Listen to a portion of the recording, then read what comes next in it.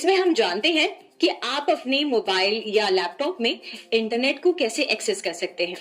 तो एक बार जब आपके पास आपका डिवाइस है, या आप बात करें स्मार्टफोन की या लैपटॉप की या कंप्यूटर की, तो आप चाहेंगे कि आप उस पर इंटरनेट को यूज कर सकें।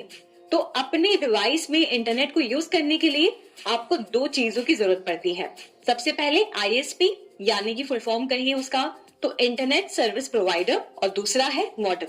तो आप जानते हैं कि ये आईएसपी और मॉडेम क्या है और कैसे इसके जरिए आप इंटरनेट को एक्सेस कर सकते हैं। तो बात करें इंटरनेट सर्विस प्रोवाइडर की।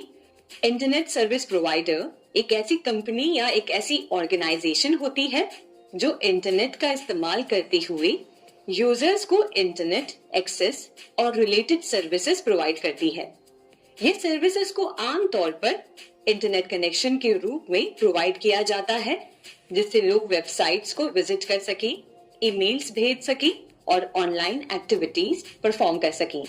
आईएसपी को अलग अलग रूप में ऑर्गेनाइज किया जा सकता है, जैसे commercial, community owned, non profit या प्राइवेटली ओन्ड। इन सभी के पास अपनी अपनी तरह के इंफ्रास्ट्रक्चर और सर्विसेज होते हैं। आईएसपी द्वारा प्रोवाइड की जाने वाली मुख्य सर्विसेज में शामिल है इंटरनेट एक्सेस, जिससे लोग इंटरनेट का उपयोग कर सकें। ये इंटरनेट कनेक्शन के रूप में होता है जो घर या ऑफिस में लगाया जाता है। दूसरा, internet transmit.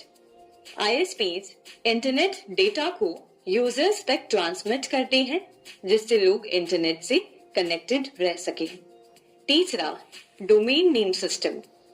आईएसपीज domain name system services को भी ऑफर करते हैं, जिससे लोग अपने वेबसाइट्स के लिए यूनिक डोमेन नेम्स रजिस्टर कर सकें। चौथा, वेब होस्टिंग। कुछ आईएसपीज वेब होस्टिंग सर्विसेज भी प्रोवाइड करते हैं। इसमें यूजर्स अपने वेबसाइट्स को होस्ट कर सकते हैं, जिससे उनका ऑनलाइन प्रेजेंस हो सके। पांचवा, यूजनेट सर्विस। यूजनेट सर्विस एक इंटरनेट सर्विस है जिसमें यूजर्स टेक्स्ट बेस्ड डिस्कशंस और फाइल्स शेयर कर सकते हैं ग्रुप्स या कम्युनिटीज के साथ। इसमें लोग सिमिलर टॉपिक्स पर बात करते हैं और इंफॉर्मेशन एक्सचेंज करते हैं। छठा, कोलोकेशन।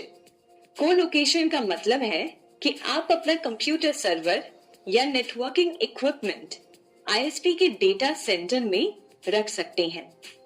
इससे आपका सर्वर इंटरनेट से कनेक्ट होता है और आईएसपी आपके सर्वर को मेंटेन और मैनेज करता है।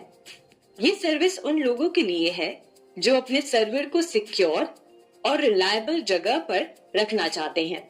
अब ये तो हमने जाना कि इंटरनेट कनेक्शन के लिए आपको दो चीजों की जरूरत पड़ती है। सबसे पहला आईएसपी यानी कि इंटरनेट सर्विस प्रोवाइडर जो आपको सर्विस प्रोवाइड करता है। फिर दूसरा आता है मोडेम। मोडेम एक ऐसा इलेक्ट्रॉनिक डिवाइस है जो डिजिटल डेटा को एनालॉग डेटा में कन्वर्ट करता है और उसके बाद उसी एनालॉग डेटा को डिजिटल डेटा में कन्वर्ट करता है। आसान भाषा में समझिए कि जहां से भी इंटरनेट का और इंटरनेट सप्लाई हो रहा है, ठीक है, वो डिजिटल डेटा में है। जब ये आपके घर पर आता है तो वो वायर्स के थ्रू, केबल्स के थ्रू या फिर कोई कनेक्शन के थ्रू आता है। तो उसे आपके घर तक पहुंचाने के लिए उस डिजिटल डेटा को एनालॉग सिग्नल में कन्वर्ट करना होता है। और जब वो जो डेटा है जब डेस्टिनेशन पे पहुंचता है, यानी कि आपके जब स्मार्टफोन में या लैपटॉप या कंप्यूटर पे पहुंचता है अपने डेस्टिनेशन लोकेशन पे, तो वो एनालॉग सिग्नल डिजिटल सिग्नल में कन्वर्ट होता है, जिसके जरिए आप इंटरनेट यूज कर पाते हैं अपने डिवाइस में। तो आसान भाषा में आपने समझ लिया कि मॉडेम एक ऐसा डिवाइस है जो डेटा को ट्रांसफर करता है, कन्वर्ट करता है डिजिटल सिग्नल को एनालॉग सिग्नल में और फिर एनालॉग सिग्नल को डिजिटल सिग्नल में। अब जानते हैं कि कितने तरह के मॉडेम्स आते हैं। तो सबसे पहले हम जानते हैं कि मॉडेम्स कितने प्रकार के होते हैं। तो मॉडेम्स 3 प्रकार के होते हैं। सबसे पहले इंटरनल मॉडेम, दूसरा एक्सटर्नल मॉडेम और तीसरा पीसी कार्ड मॉडेम। तो आइए हम जानते हैं कि इंटरनल मॉडेम क्या करता है। इंटरनल मॉडेम एक्चुअली आपके कंप्यूटर या आपके डेस्कटॉप के अंदर मदरबोर्ड के ऊपर होता है। यानी कि आप समझिए कि ये एक एक्सटर्नल डिवाइस नहीं है, एक इंटरनल डिवाइस है जो आपके डेस्कटॉप या कंप्यूटर में ऑलरेडी फिट होता है। और देखा जाए तो ये एक्सटर्नल मॉडेम के मुकाबले काफी ज्यादा सस्ता होता है और आपको इसे ऑपरेट करने के लिए यानी कि इसके थ्रू इंटरनेट यूज करने के लिए आपको किसी एक्सटर्नल डिवाइस की जरूरत नहीं पड़ती। और इंटरनल मॉडेम भी दो प्रकार के होते हैं, सबसे पहले डायल अप मॉडेम और दूसरा वाईफाई मॉडेम।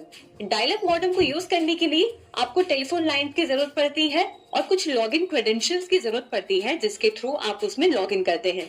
जबकि वाईफाई की बात करें तो उसमें कोई भी लॉगिन क्रेडेंशियल्स की जरूरत नहीं पड़ती और आप उसे डायरेक्टली यूज कर सकते हैं। अब हम बात करते हैं एक्सटर्नल मॉडेम की। जब हम एक्सटर्नल मॉडेम की बात करते हैं तो ये मानिए कि ये सबसे आसान तरीका है इस मॉडेम को इंस्टॉल करने का, क्योंकि ये एक्सटर्नली फिट किया जाता है। इसके अंदर एक ऐसा पोर्ट होता है जिसके थ्रू आप टेलीफोन लाइन को कनेक्ट करते हैं और इंटरनेट को यूज कर सकते हैं।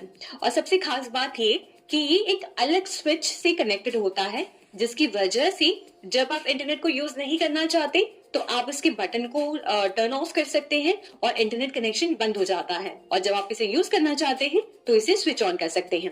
एग्जाम्पल के तौर पर आप डीएसएल मॉडेम ले सकते हैं जो ब्रॉडबैंड कनेक्शन में यूज होता है। अब बात करते हैं हमारे तीसरे टाइप के मॉडेम के बारे में जिसका नाम है पीसी कार्ड मॉडेम। अब जब हम पीसी कार्ड मॉडेम की बात करते हैं तो आपको ये मॉडेम कहीं यूज करता हुआ नहीं मिलेगा, क्योंकि ये काफी पहले यूज किया जाता था। आज तो हमारे पास कंप्यूटर्स, हमारे डेस्कटॉप्स में वाईफाई कनेक्शन है तो इस मॉडेम की जरूरत नहीं है। पर आपकी जानकारी के लिए, आपके इंफॉर्मेशन के लिए आपको पता होना चाहिए कि पीसी कार्ड मॉडेम आया करता था। वो एक तरह से आप समझिए जैसे आप क्रेडिट कार्ड कहीं पे एटीएम मशीन में डालते हैं, वैसे ही ये पीसी कार्ड मॉडेम आपके कंप्यूटर या डेस्कटॉप में एक स्लॉट हुआ करती थी, उसमें इंसर्ट किया जाता था। अब ये समझिए कि ये पीसी कार्ड मॉडेम जो है ये इंटरनल मॉडेम और एक्सटर्नल मॉडेम का एक कॉम्बिनेशन है। यानी कि एक तरह से ये एक्सटर्नल डिवाइस तो है, एक तरह से आप इसको एक्सटर्नली फिट कर रहे हैं, पर ये इंटरनली काम करता है यानी कि आपकी पीसी के साथ कनेक्ट करके।